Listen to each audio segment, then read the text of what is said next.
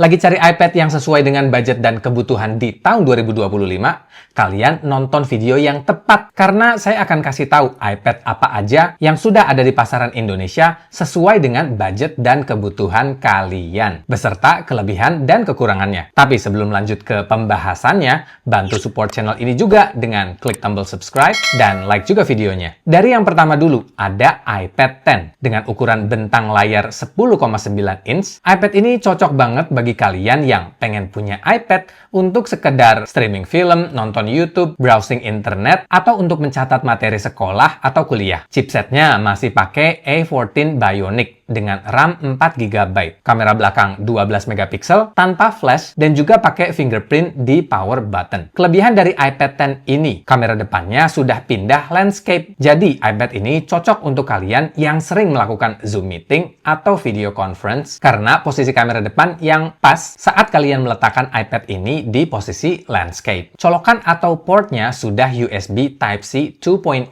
yang kecepatan transfer speednya sekitar 500 megabits per second. Masih dibilang lumayan daripada pakai Lightning. Dengan port USB Type-C ini, kalian bisa menyambungkan memori eksternal atau aksesoris lainnya yang pakai USB-C ke iPad 10. Kekurangannya, displaynya ini masih pakai sRGB, belum P3 white color, yang bikin tampilan gambar yang dihasilkan nggak setajam, sejernih, atau sebagus layar iPad yang sudah pakai P3 white color. Layarnya juga belum laminated, jadi gambarnya kayak ada di dalam lapisan kacanya. Dan diperparah lagi dengan absennya anti-reflective coating, yang bikin layar iPad ini memantulkan cahaya saat di tempat terang, yang bikin kalian kesusahan lihat layarnya saat di luar ruangan atau yang banyak cahaya. iPad 10 ini hanya support Apple Pencil generasi pertama dan Apple Pencil USB-C. Harga di toko online mulai dari 5,5 jutaan dan di reseller resmi harganya 6,5 jutaan untuk memori 64GB. Berikutnya ada iPad mini 6. iPad ini cocok buat kalian yang suka dengan ukuran iPad yang kecil, jadi bisa dibawa kemana aja karena bentuknya yang compact dan enteng. Dengan bentang layar 8,3 inch, iPad mini 6 ini cocok banget buat anak kuliahan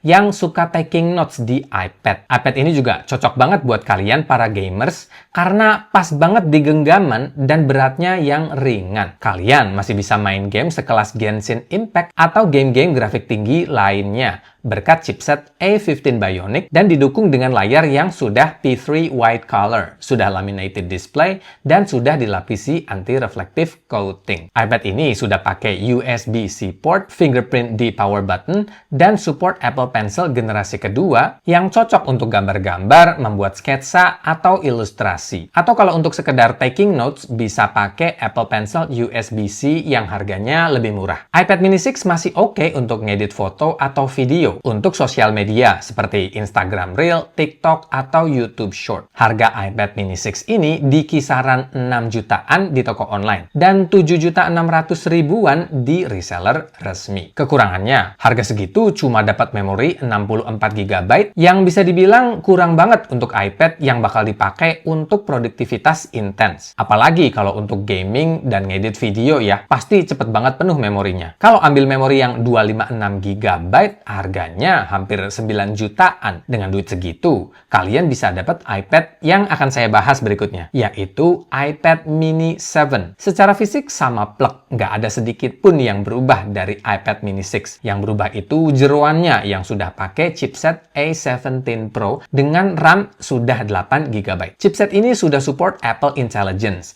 jadi kalian bisa menikmati fitur dari AI versinya Apple di iPad mini 7 ini. Dan karena A17 Pro juga sudah dibekali dengan hardware accelerated ray tracing, iPad mini 7 ini asik banget untuk memainkan game AAA kelas konsol. iPad mini 7 ini juga sudah support Apple Pencil Pro yang punya lebih banyak fitur seperti squeeze dan barrel roll. Tapi harganya memang lebih mahal ya. Kalau yang mau murah karena untuk taking note aja, itu bisa pakai Apple Pencil USB-C. Harga iPad mini 7 ini 8 jutaan di toko online dan 9,5 jutaan di reseller resmi dengan base memory 128 GB yang menurut saya masih oke. Kekurangannya, nggak ada perubahan fisik sama sekali dari iPad mini 6. Yang beda cuma warnanya aja. Dan banyak juga orang yang menyayangkan kenapa iPad mini 7 ini nggak pakai promotion display. Berikutnya, iPad Air 5 yang punya bentang layar 11 inch dengan panel IPS P3 white color. Dibekali chipset M1 dengan RAM 8 GB,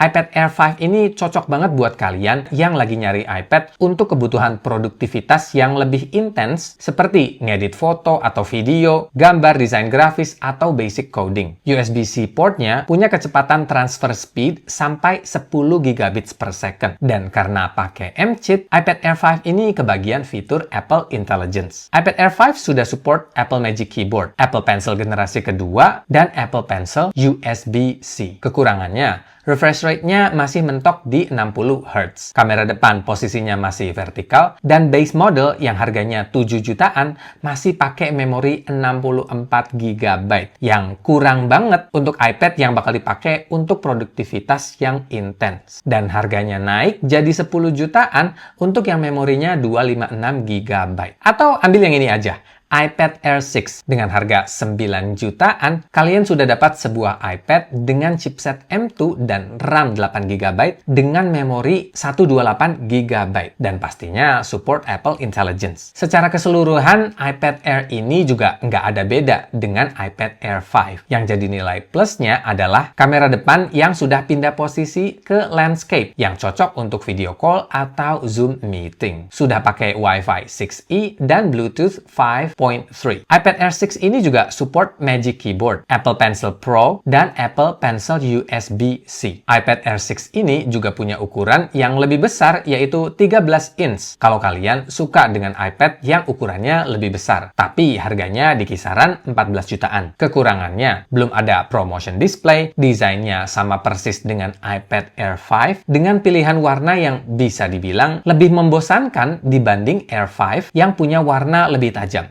Berikutnya yang bisa dibilang sudah jadi barang langka, yaitu iPad Pro M2. Dengan harga 12 jutaan untuk yang memori 128 GB, kalian dapat beberapa fitur Pro yang tidak dimiliki iPad Air atau Mini. Kamera belakangnya ada 2, ketambahan LiDAR sensor yang berguna banget buat scanning dokumen atau 3D rendering. Speakernya ada 4, layar sudah pakai adaptive refresh rate sampai 120 Hz. Port USB-C-nya juga sudah Thunderbolt 4. Dan untuk unlock-nya sudah pakai Face ID, nggak pakai fingerprint scanner lagi. Dan karena chipsetnya sudah pakai M2 dengan RAM 8 GB, selain support Apple Intelligence, iPad Pro M2 juga cocok banget buat kalian yang pengen beli iPad untuk kebutuhan ngedit foto atau video, sketching gambar, ilustrasi atau desain grafis, dan kegiatan produktivitas pro lainnya. iPad Pro M2 ini sudah support Magic Keyboard, Apple Pencil generasi kedua, dan Apple Pencil USB-C. Kekurangannya, karena iPad Pro terbaru dengan chipset M4 yang sudah rilis di Indonesia dengan harga yang jauh lebih mahal, otomatis orang lebih cari iPad Pro M2 karena lebih value for money, yang akhirnya bikin iPad Pro M2 ini susah dicari di toko online atau di reseller resminya sendiri, alias jadi barang langka. Kekurangan berikutnya ada pada posisi kamera depan yang masih vertikal, jadi kurang cocok dipakai untuk Zoom meeting atau video conference. Saya sengaja nggak masukin iPad Pro M4 ke dalam jajaran rekomendasi karena menurut saya iPad Pro M4 itu kemahalan walau ada perubahan secara fisik jadi lebih tipis, layar sudah pakai tandem OLED, penggunaan M4 chip dengan accelerated ray tracing, kamera depan yang sudah landscape, dan sederet kelebihan lainnya. Tapi perbedaan harganya juga jauh banget. iPad Pro M2 aja yang 256 GB itu harganya masih di kisaran 13-14 jutaan. Sedangkan iPad Pro M4 yang 256 GB harganya 16 jutaan di toko online dan di reseller resminya harganya sampai 19,5 jutaan. Menurut saya pribadi, mending beli iPad Pro M2 yang 256 GB dan sisa uangnya bisa dibelikan aksesoris seperti Apple Pencil, screen protector, dan casing. Tapi ini semua balik lagi ke kalian ya. Kira-kira kalian ada budget berapa dan kebutuhannya untuk apa? Semoga video ini bermanfaat. Terima kasih sudah menonton dan sampai jumpa di video berikutnya.